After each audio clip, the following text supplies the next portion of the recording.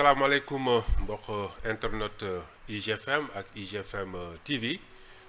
ñi nga am mbégte ak kontaante dal tey seen émission entretien spécial monsieur Daouda Thiandoum nag aménageur la urbaniste et géomaquetteur diplômé la tamit à l'UPAC à l'université de Paris et de Grenoble am na plus de 15 ans d'expérience dans le domaine de l'aménagement du territoire et actuellement moom mooy nekk chef de service régional de l'aménagement au niveau de Thiès donc moom moo bindi tamit livre bi nga aménagement du territoire urbanisme entre théorie perception et pratique cas du Sénégal donc salaamaaleykum monsieur Thiandoum dalal ak jàmm ci IGFM ak IGFM TV. maaleykum salaam Arona maa ngi lay nuyu bu baax di nuyu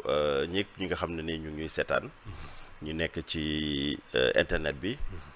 fépp fu ñu mënta nekk ci àdduna ñu ngi leen di nuyu waaye di nuyu tamit kilifa kër gi waaw muy Youssou Ndour vraiment di rafetlu aussi ci liggéey bi nga xam ne def na ko Sénégal ba mun a indi ay xëy mun a aussi améliorer rayonnement au Sénégal sur le plan international jërëjëf waaw loolu tamit c'est une autre façon d'aménager. C'est une façon d'aménager tout à fait. Alors, rapidement bu ñu nee aménagement alors baat boobu lan la mun xam nga aménagement du territoire en réalité dañ naan mooy seen naataango Alaaji Assane daf ma ci musa laaj benn xalaat ne ma lan mooy aménagement du territoire bon bi ma ko bëggee tekk ci wolof mu xawoon jafe trop am yàgg ma dégg mu utiliser benn mot boo xam ne depuis lors c'est laa ko jëlee voilà mooy nu ñuy ñoŋ-ñoŋalaatee gox-goxaati ok ñoŋ-ñoŋalaatee gox-goxaati gox-goxaati loolu ci moom laa ko déggee mais muy loo xam ne nii aussi signification bu ñu mën a accepter la parce que aménagement du territoire en réalité mooy gox bi nga xam ne nii ñun ñëpp ñoo ko bokk naka la ñuy def ba ku nekk fa nga nekk nga am la nga fa war a am te na nga koy amee tamit du gàllankoor aminu ñeneen waaye tamit du gàllankoor ñi nga xam ne dañoo war a ñëw suba bokk ak ñun réew bi xam nga tey Sénégal boo seetloo projection yi en 2050 dañ ne Sénégal en 2050 dinañ am 38 millions de personnes maanaam fanweer ak juróom-ñetti nit yu bees juróom-ñetti millions gu sénégalais yu bees yu war a ñëw ci biir Sénégal tey ñu ngi ci 18 millions donc 18 millions yooyu maanaam ñi nga xam ne ñoo nar a ñëw fii ak 2050 muy ñaar fukki at ak juróom yi di ñëw ñoo ëpp ñun ñuy dund actuellement ci biir Sénégal te ñun ñoo ñëpp ci biir Sénégal la ñuy dund 196 712 kilomètres carrés superficie boobu si lañ war a bay si lañ war a dëkk si lañ war a def ay tali si lañ war a def ay hôpital si lañ war a def ay école si lañ war a def fu ñuy waxtaanee si lañ war a def fu ñuy jaamu yàlla si lañ war a def aussi ñi nga xam ne dañ génn àdduna aussi fu ñu leen di denc lépp kenn def ko si jaww ji foofu lañ koy def. ah loolu c'est des prévisions. loolu mooy li nga xam ne nii en 2050. en 2050 prévision yi léegi ñu am benn référentiel bu bees 2050. waaw est-ce que référentiel boobu jël na en charge kii boobu. effectivement xam nga dama nekkoon ci définition bi dama ko bëgg a daaneel rapidement rek après ma fekk si la waaw vas-y maanaam aménagement du territoire wax naa ko ci wolof mooy nu ñuy def ba gox-goxaati ñoŋalante ko ba nga xam ne nii lépp day jaar yoon activités yi mu bañ a concentré wu ci benn côté dëkkuwaay yi ñu bañ a concentré wu ci benn côté équipement yi infrastructure ñu bañ ko concentré ci benn côté loolu la ñuy def ba ku Sénégal ku nekk fa nga nekk nga war fa nekk dund te doo am benn gàllankoor ci sa dund loolu mooy signification wu aménagement du territoire alors si question bi nga wax nag tey boo jëlee référentiel bi nga xam ne nguur gu bees gi teg na ko effectivement dafa jël aménagement du territoire teg ko ci benn xàll maanaam ci benn tànk te loolu guléet la ndaxte boo jëlee PSE bi sax joxutoon doole aménagement du territoire ni ko référentiel bi joxee tey ndaxte tey benn axe lañ jël tout jox ko aménagement du territoire alors que ci biir PSE bi aménagement du territoire bi da nga doon lire ci biir dañ ko diluer ci biir téere bi donc muy wane ne fii tey ku déglu niñ ko waxalee ci pôle territoire yi nga xam ne yaa nga dégg ñu koy wax loolu lépp dafa nekk tey ay initiative yoo xam ne nii dara taxu koo jóg lu mooy dooleel encore une fois aménagement du territoire jàpp naa ne tey ku gis le premier ministre tournée yi nga xam ne mu ngi koy def ci biir Sénégal fu mu dem rek day jéem xool gox bu nekk yan spécificité yan potentialité ñoo fa nekk ñu mën ko mun a valoriser pour que mu créer emploi créer de la richesse ba que développement bi bañ a concentré wu uniquement dans Dakar. voilà ci loolu sax je pense au niveau de Diourbel pôle territoire de Diourbel annoncé nañu foofu l'implantation d'une usine de fabrication de véhicules avec à l'arrivée 50 000 emplois créés. tout à fait xam nga tey boo jëlee pôle territoire yi damay jël juste rek pôle territoire bu mel ni bu centre bi maanaam tey nga jël lu mel ni Sine Saloum par exemple xam nga Sine Saloum tey boo jëlee ñetti région yi nga xam ne moo ko ëmb muy Fatick Kaolack ak Kaffrine boo leen dajaloo tey ñoo ëpp Gambie ci population boo leen dajalee tey ñoo ëpp Gambie ci superficie boo leen dajalee tey ressources yi nga xam ne am na Gambie am na ci centre boobu donc li muy wone mooy tey que ne rien que le pôle territoire centre gën na rëy réew ci wàllu superficie gën na réew ci wàllu population te boo demee les potentialités de développement yi nekk ci réew boobu am na aussi ci centre bi donc loolu moo tax ba ne ñu jàpp ne pôle yooyu bu ñu leen développé woon tey dina permettre à ce que mu mën a am benn viabilité maanaam mu mën a dund gu wër gu yàgg gu sax mais également mu mën a créer emploi mun a retenir jeunesse am mun a aussi dem ba tey di titiller en termes de développement dëkk bu mel ni Gambie wala beneen pôle territoire bu mel ni Thiès wala bu mel ni Dakar wala bu mel ni aussi sud-est wala le sud. Alors centre bi pour toi bu ñu ko doon aménager. Alors qu'est-ce qu'il faut pour que vraiment mu am benn viabilité économique pour le Sénégal. waaw xam nga soo jëlee si suñu liggéey ñun dañuy def ce qu'on appelle la prospective territoriale. La prospective du dara lu mooy ñu jéem a dessiner le devenir bi ñu am. On travaille sur 25 ans. Sur une génération ñu jéem a xool kat suñu dëkk bi fan lañ ko bëgg a yóbbu du ñu yàlla pour wax ni suba war a mun a mel. waaye yàlla moo ne wax leen ma ni ngeen bëgg mu mel ma jàppale leen pour mu mel ko. loolu mooy prospective loolu mooy planification ci loolu nag tey boo jëlee tey pôle bu mel ni centre dañuy def par processus étape bi maanaam dañuy commencer par ce qu'on appelle un diagnostic territorial et ce diagnostic territorial mu ngi mel ni tey soo feebaree nga dem hôpital médecin bi doo ñëw rek mu jox la ordonnance il faut me poser les questions lan moo lay métti sa yaram depuis kañ nga commencé sax extra fii tamit dañuy def la même chose dañuy diagnostiquer tey boo diagnostiqué woon pôle territoire Sine Saloum wax naa la sànq ne la rien que ci superficie bi ñoo ëpp Gambie loolu diagnostic moo ko wane rien que ci population bi ñoo ëpp Gambie diagnostic moo ko wane mais boo jëlee ci wàllu spécificité territoriale maanaam seen koom-koom si lan la sukkandiku da ngay xool tey lu mel ni gerte gi parce que capitale du bassin arachidier boo jëlee tey gerte la première région productrice d'arachide du Sénégal c'est Kaffrine la deuxième région c'est Kaolack la troisième région c'est Fatick nga jël mil la première région productrice du Sénégal c'est Fatick la deuxième région c'est Kaffrine la troisième région c'est Kaolack donc tey rien que ñaari spéculation yooyu mil ak arachide Sine Saloum bu ñu doon wax corridor céréalier Sine Saloum daf ci am force boo xam ne nii da ci toog sans compter xorom si tey xoromu Sine Saloum bokk na ci xorom yi gën ci Afrique xam nga tey boo jëlee golfe de Guinée bi dëkk yi ci nekk bi amuñ xorom ay Gabon et cetera Guinée équatoriale amuñu xorom mais xoromu Sénégal Gandiol naam mu ngi def xorom au nord mais xoromu Sine Saloum li tax mu am solo mooy xorom bi du am suuf alors que xorom bi nga xam ne nii tey dañ koy jëlee au niveau de Gandiol dans le nord par exemple au niveau de Saint-Louis ku nekk xam na ak désert bi forcément day am ay vent yu indi sable mu xaw a yàq tuuti qualité xorom mais Sine Saloum tàngoor bi dafa am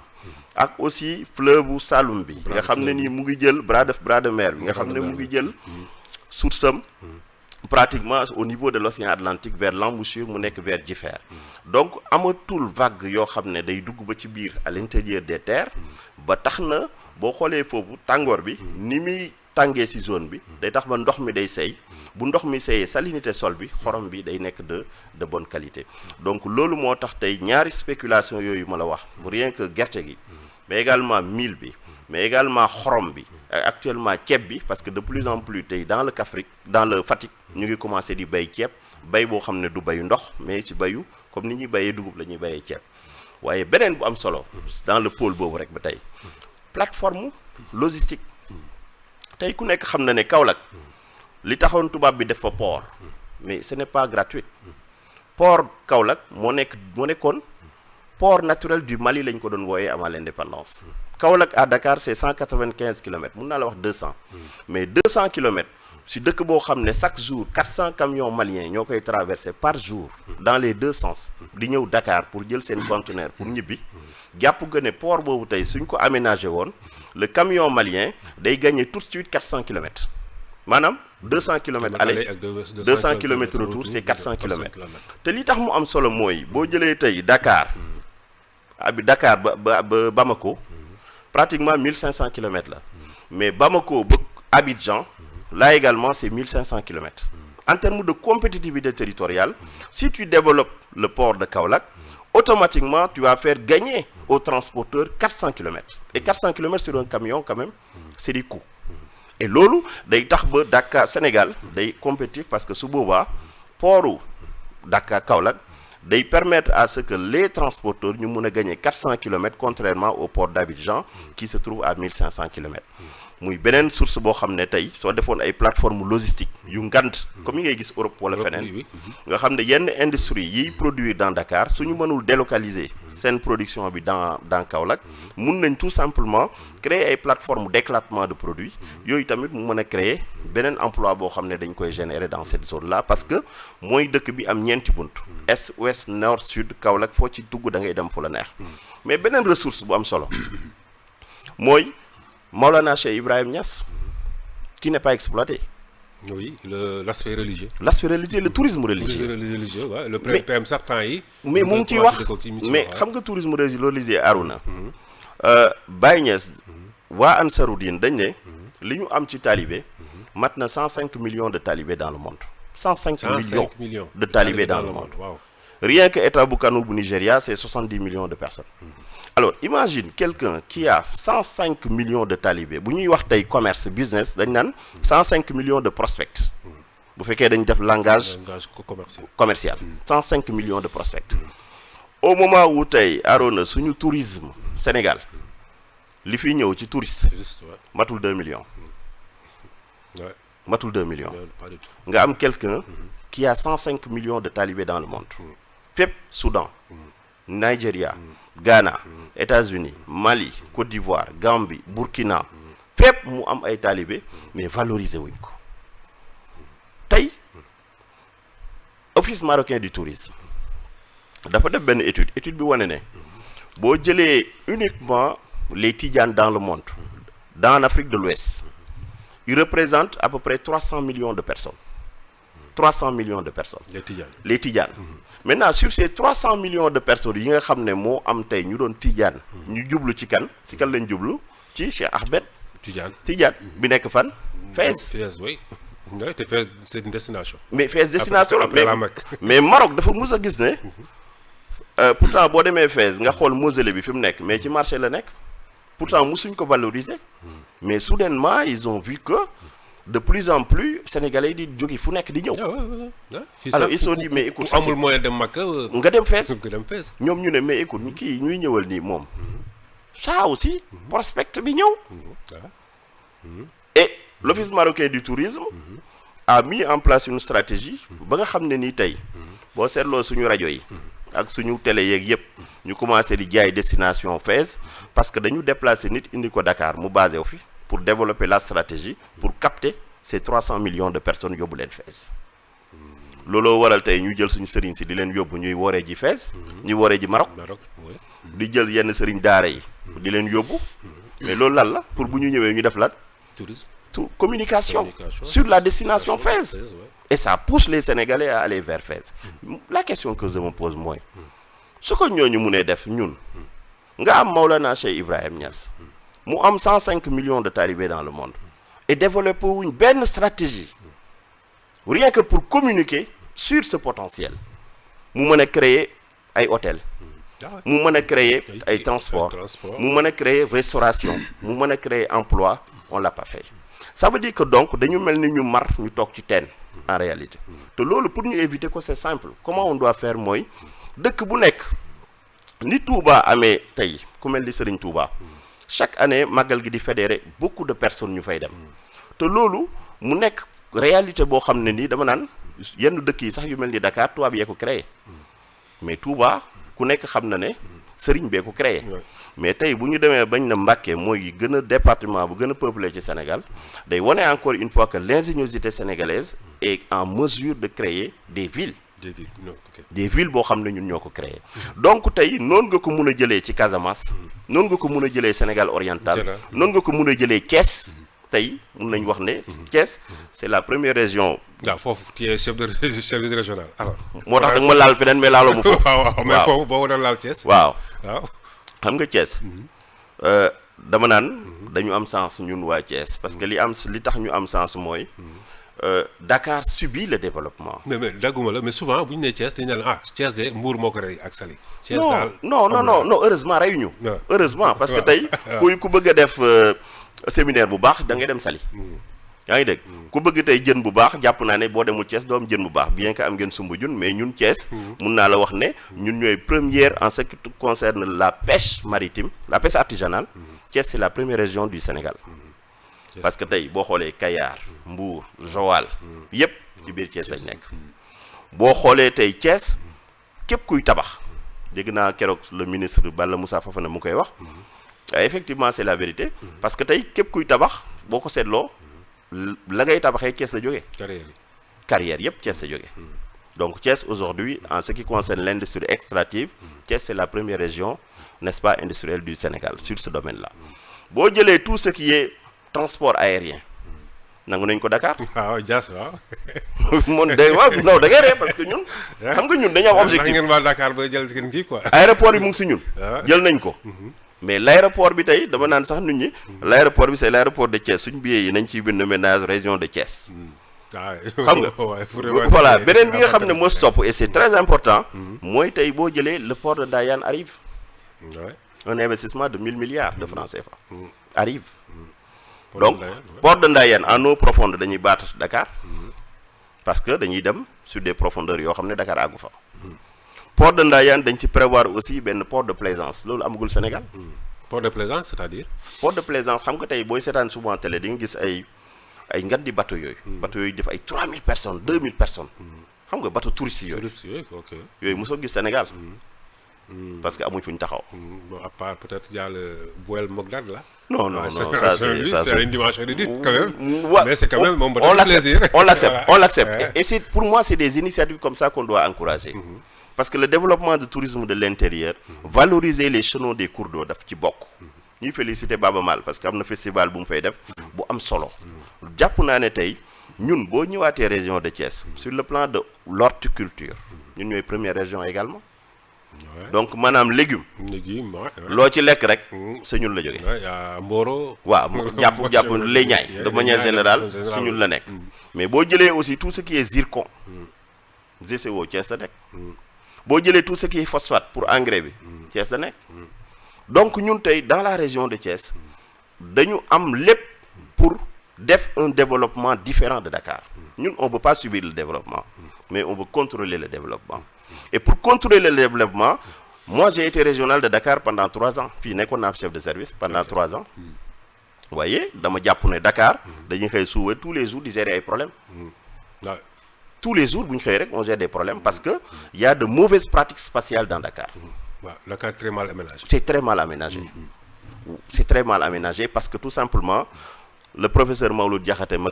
koy ñaanal fu mu tëdd yàlla xare ko aljana da doon wax naan le Sénégal a été aménagé pour le déménagement de ses ressources maanaam suñu aménagement du territoire boo gis rek dafa am raison dafa am lu tax ñu def ko tubaab bi li taxoon mu concevoir Dakar dafa amoon une raison mais ñun bi ñu amee indépendance dañu waroon a rééquilibrer le développement parce que Sénégal 4 villes yi moo intéressé woon tubaab bi. waaw le reste c'est pas. le reste ça ne l'intéressait pas déjà c'était des sujets français. mais ñeneen ñi c'était des citoyens français. ñun bu ñu amee indépendance on aurait pu quitter Dakar davantage pour aménager et construire des infrastructures d'équipement structurants à l'intérieur du pays. Je pense tous les Wade par exemple il avait émis cette idée de la construction d'une nouvelle capitale avec. Oui, c'était à Lompoul, hein. C'était l'idée, c'était juste une idée de projet. bu mu waxoon wax ne war nañ mën a xalaat créer beneen capitale ci biir Sénégal. donc day wane ne encore aménagement du territoire nekk na toujours priorité ci nguur yi nga xam ne jot nañ fi aw. moom mu defoon si ay jéego mais malheureusement aussi yëf yi sottiwutoon. alors tey bu ñu ñëwee aussi sous Macky Sall on avait les pôles territoires mu nekkoon deuxième phase u acte 3 de la décentralisation. Mais là également sottiwul et loolu day wane ne encore jusqu'à présent suñu organisation administrative bi territoriale manqué na encore benn échelon bu war a jouer rôle. parce que gis nga boo amee sa dëkk nga def découpage chaque découpage échelon bu nekk dafa war a am rôle bu muy jouer dans le développement du pays. souvent ñun dañ naan la commune gère ce qu'on appelle les services urbains de proximité. maanaam tey éclairage public ramassage des ordures état civil la petite enfance et cetera loolu la commune di gérer mais dañ naan souvent tey France loolu moo fa am département dañ koy jox tout ce qui est la sécurité et la solidarité maanaam tous les aspects sociaux tey mun nañ jël tout ce qui est programme SEMU mun nañ jël tout ce qui est programme PAPA mun nañ jël tout ce qui est la bourse familiale ñu jox ko les départements ñoom ñooy gérer tout ce qui est social et tout ce qui est solidarité dans le développement du pays nga jëlaat maintenant beneen échelon mu nekk région nga jox ko tout ce qui est développement économique et social donc tey boo xoolee structuration boobu day tax compétence bu nekk rek ku nekk mën na wax ban échelon moo koy dox mais malheureusement ñun tey boo xoolee suñu téere yi nga xam ne moo tënk décentralisation compétence yi dañ ko partagé maanaam état bi éducation da ci am cër commune bi am ci cër département bi am ci cër loolu day indi un flou il faudrait que ça soit très clair ñu xam ne compétence bi échelon bi moo koy gérer loolu day permettre yëf yi leer loolu moo waral tey bi nga xam ne nii aussi le président Macky Sall ñëw na bi mu supprimer région yi dafa jël tout ce qui est compétence développement économique ñu verser ko directement vers les départements mais départements yi mënuñu lever benn taxe donc département yi en réalité li ñuy dundee c'est juste des dotations de l'État mais amuñu lu ñuy def finalement le résultat est là potentialité yi am ci dëkk yi kenn mën ko développer donc moo tax ñu jàpp ne bu ñu ñëwee ñu bëgg a développer suñu territoire yi les pôles territoires mun nañ nekk benn structure de sortie ndaxte pôle territoire yi dina mun a permettre ci ressources ak potentialité yi nem ci territoire yi état bi ñëw en partenariat avec le pôle territoire ñu mën a définir ay stratégies yoo xam ne day dem ci planification yoo xam ne day dem ci tout ce qui est développement économique yoo xam ne day dem dans le domaine de management du pôle territoire dans le domaine de la gouvernance du pôle territoire ñu xool naka la ñuy développer suñu gox yooyu parce que plus Dakar nekk à l'aise dans le développement du Sénégal day am problème parce que tout simplement yeneen territoires yi dañu war a développer wu Dakar développer wu loolu mooy rôle métropole internationale bi Dakar wala jouer métropole d'équilibre yenn dëkk yi war a jouer ils sont au nombre de 10 yenn dëkk yi ñu tànn mais également les métropoles régionales ñoom tamit ñu war a porter les métropoles d'équilibre les métropoles d'équilibre porter la métropole internationale mooy Dakar parce que tey ngandi villes yi ci àdduna bi yëpp dañuy concurrence boobu pour attirer des entreprises concurrence boobu pour attirer de nouveaux résidents concurrence boobu pour attirer des touristes te loolu pour mu mën a am il faut que goxaat yi nekk ci suuf ñu mën a porter yenn gox moyen intervalle yi yenn gox yooyu porter le développement sous forme de croix bu mën a indi benn développement vers les territoires. Voilà mais monsieur Thiandoum bu ñu jëlee le cas de Dakar boo xoolee le plateau. Ok, on peut dire que le colon avait quand même réussi à faire un bon aménagement de la capitale avant mu fiy jógee. Et après ça c'est devenu un désordre total. waaw non xam nga colon bi mu ñëwee dafa def dëkkam. muy le plateau. après mu def beneen dëkk boo xam ne da ko déjee ni ñu ñuul ñi. mooy ban dëkk mooy la Médina. la Médina. boo xoolee dëkku indigènes yi la. ok maintenant entre la Médina. Médina léegi ay. ak plateau. nandite ñoo fa nekk. nandite ñoo fa nekk mais bañ koy créer en son temps. c'était un quartier qui est dédié aux Sénégalais. et à côté beneen quartier boo xam ne pour tubaab bi la pour ñoom muy le plateau. maintenant entre les deux. en termes d'analyse spatiale mu def la prison de Rebeuss teg ko ci digg bi bon loolu on peut l'analyser autrement. mais comment on peut l'analyser. Le blanc de l'autre côté, les indigènes, la prison au milieu. Cela veut dire quoi? On peut l'analyser, c'est un message. C'est un message. Parce qu'en matière d'aménagement, chaque infrastructure dafa am sens. Dafa am sens. Ak fu ñu ko teg amul dara lu neutre en termes de localisation spatiale. Loo samp fenn rek dafa am lu tax ko. Boo tabaxee dëkk dafa am lu tax ko. Maintenant moom laa la wax sànq moom le professeur Maodo Diakhaté doon wax naan le Sénégal a été aménagé pour le déménagement de ses ressources parce que infrastructure yi muy raay yeeg tali yëpp boo ko xoolee dafa jeté vers le port li tax mu jeté vers le port parce que dañu war a jël koom bi yóbbu ko dans la logique du tubaab le Sénégal wartoon am ay industrie parce que li ko intéressé woon mooy yóbbu ressources au niveau de la métropole mais ñun bu ñu ñëwee au niveau de l'indépendance bi d'ailleurs boo xoolee Senghor aménagement du territoire bi mu njëkk a def après les indépendances c'était un aménagement rural boo xoolee sax déjà le mot aménagement dañ ko intégré woon à partir de 1962 dugal ci beneen mot bu ñu tuddee terroir le mot terroir rappelle-moi avec les coopératives yi nga xam ne Senghor defar na ko mais également à partir de 1970 mu créé aussi ce qu'on appelle les sociétés d'aménagement comme la SAED, la SOMIVAC, la Société des Terres Neuves, la SODEFUTEX et j'en passe. Toutes ces sociétés avaient une vocation de développer le pays dans les campagnes mais également après il y a eu ce qu'il y a eu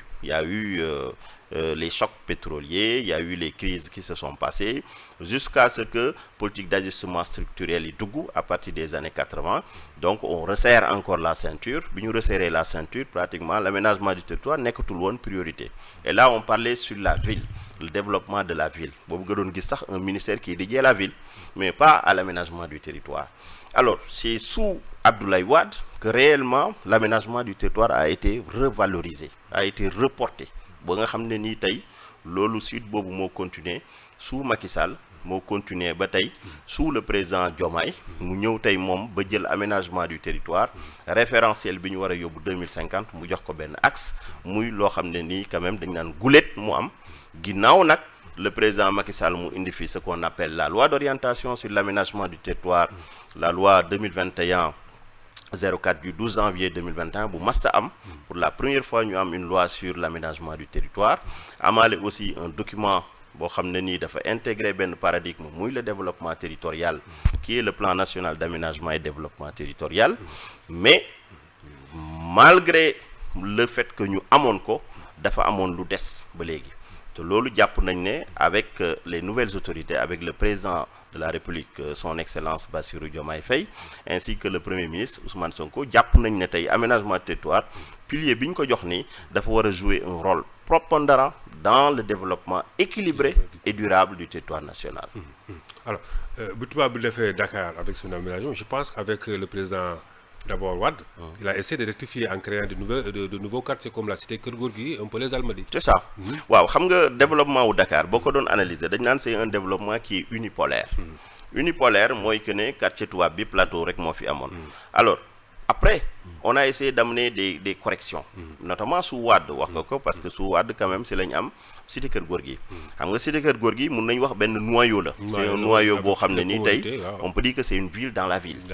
on a des noyaux comme ça et actuellement c'est en train de se développer ça a été le cas pratiquement mais bi nga xam ne mu ngi développer actuellement mooy Almadies 2 par exemple au niveau de Rufisque qui est en train également de créer une nouvelle centralité au niveau de la banlieue mais plus loin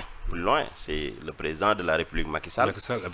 avec la ville nouvelle de Diamniadio moom moo ñëw quand même pousser affaire yi à 30 kilomètres dem vers la nouvelle ville de Diamniadio intégré ci aussi la nouvelle ville de Lac Rose muy ay villes yoo xam ne c'est pour créer si vous voulez un développement polycentrique dans l'espace dakarois c'est-à-dire le fait d'avoir plusieurs pôles gis nga tey soo demee Paris wala nga dem dans les grandes villes au monde boo taxawee ci dëkk ba digg bi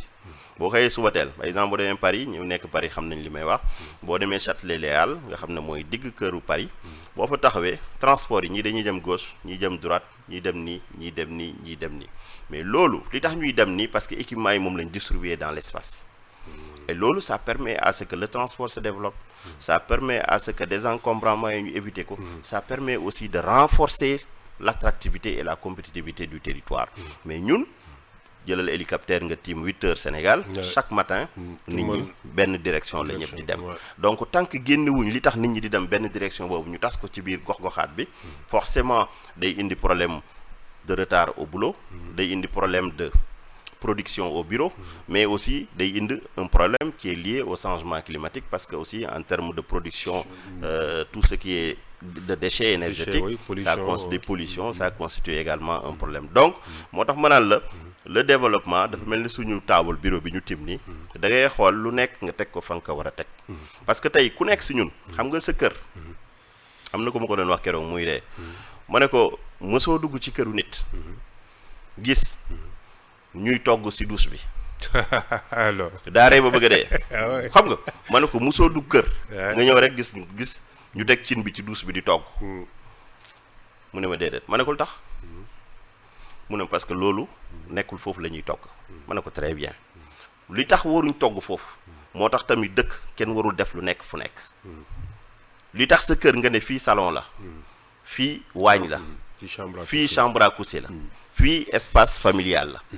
fii nga del sa kër espace bu nekk nga jox ko vocation, noonu la suñu gox bi aussi espace bu nekk war a amee vocation, te loolu état moo koy def,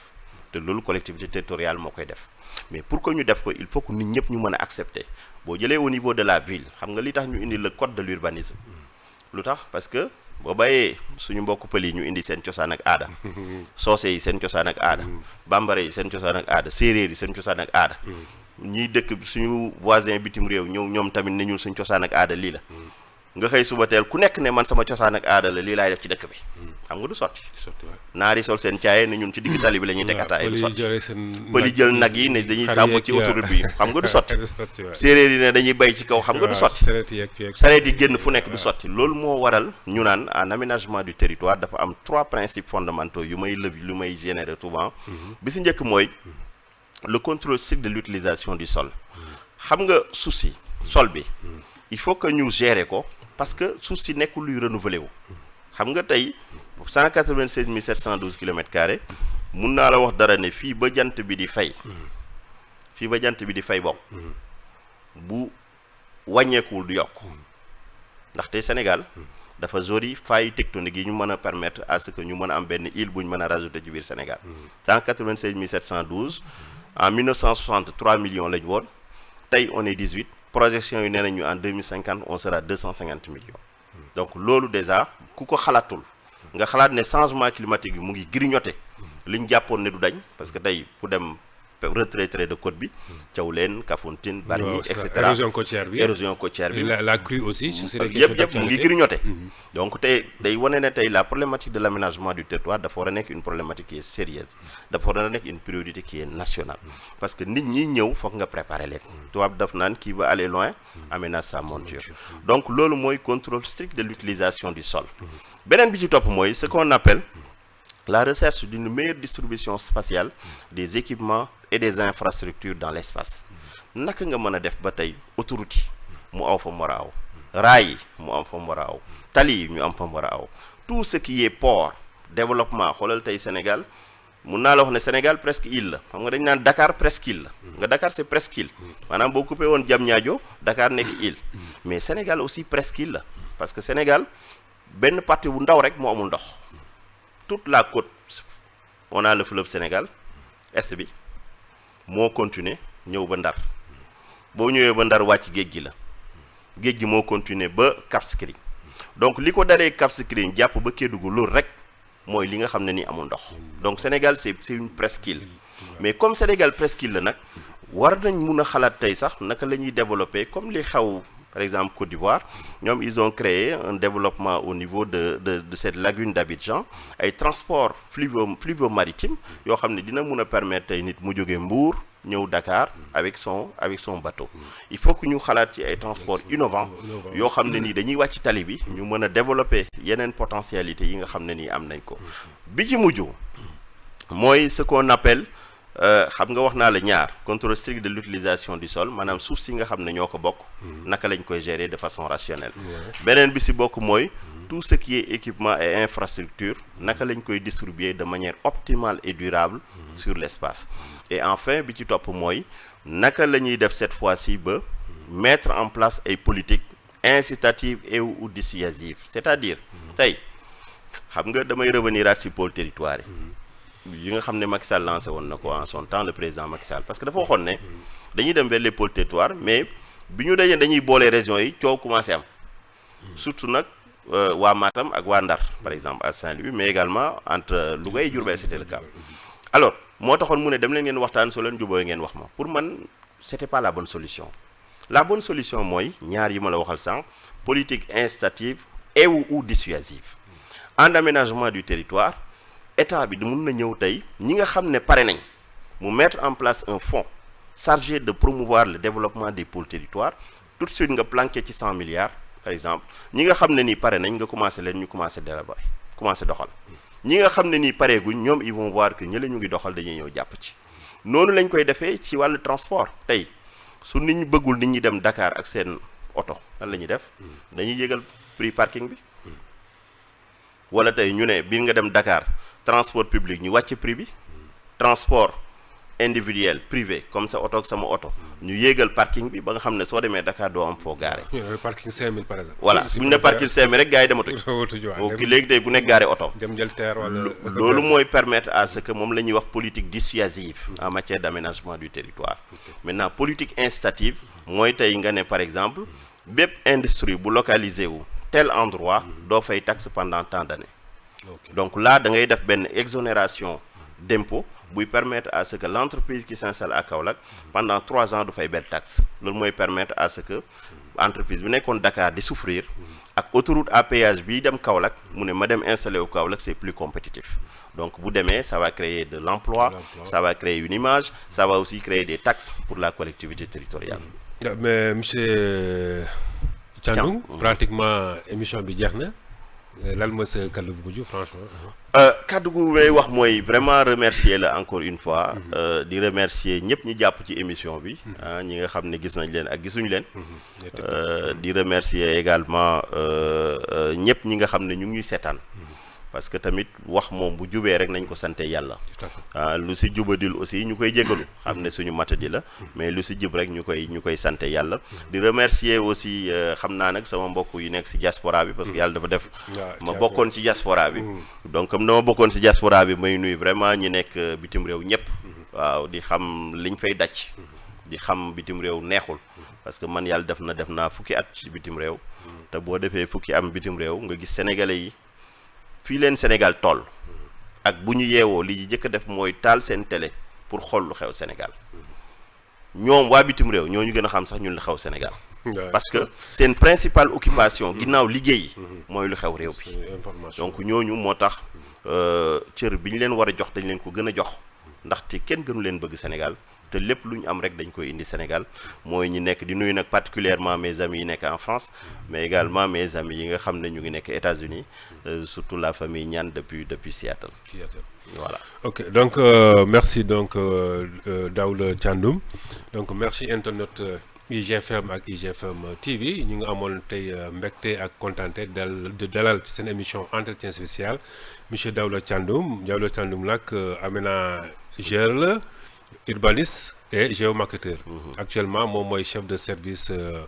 aménagement du territoire bu région de Thiès. donc moo voilà ba Thiès moo bind tamit livre bi bu ñu naan aménagement du territoire urbanisme et théorie perception et pratique les cas du Sénégal. Donc rendez-vous demain ak beneen invité. Merci beaucoup.